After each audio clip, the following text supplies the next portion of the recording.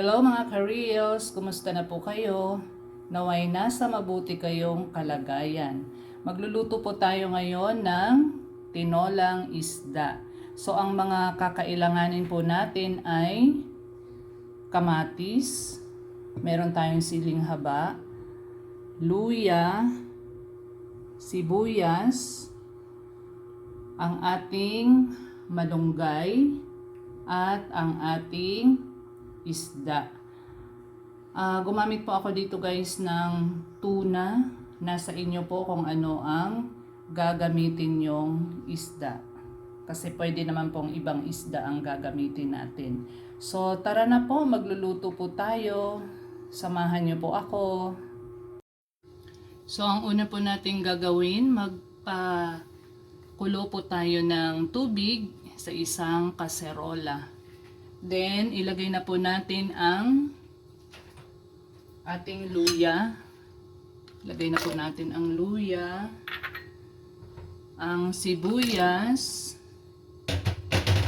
at ang kamatis.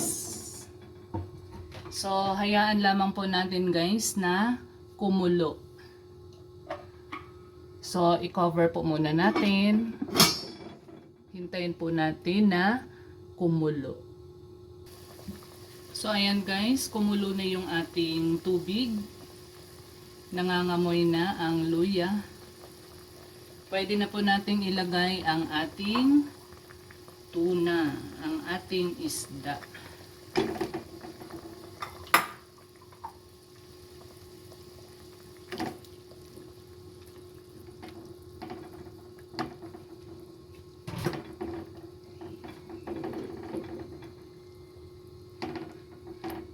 Ayan po. So, pakuluin na lang po uli natin.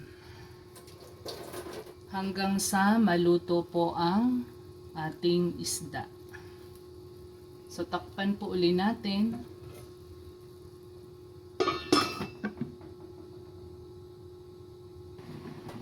So, ayan na po. Kumulo na po ang ating isda. So, pwede na po nating ilagay guys ang ating malunggay.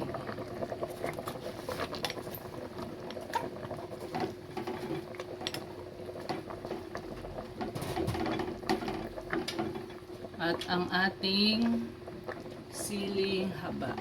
Ayan. Then, lagyan na po natin ng panimpla. Ayan po, ang ginagamit ko pong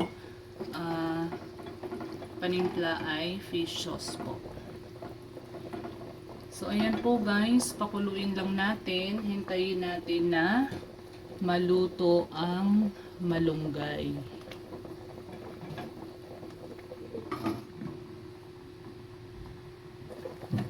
So ayan guys, luto na po ang ating malunggay. So pwede na nating turn off ang ating pakbet.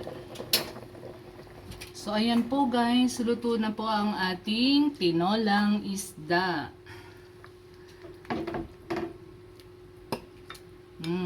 Ang sarap.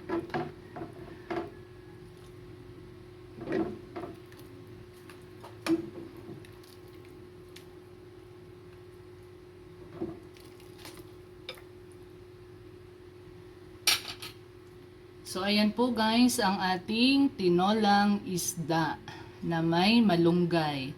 Thank you guys. Maraming salamat sa pagsama. Thank you for watching. Bye. God bless po.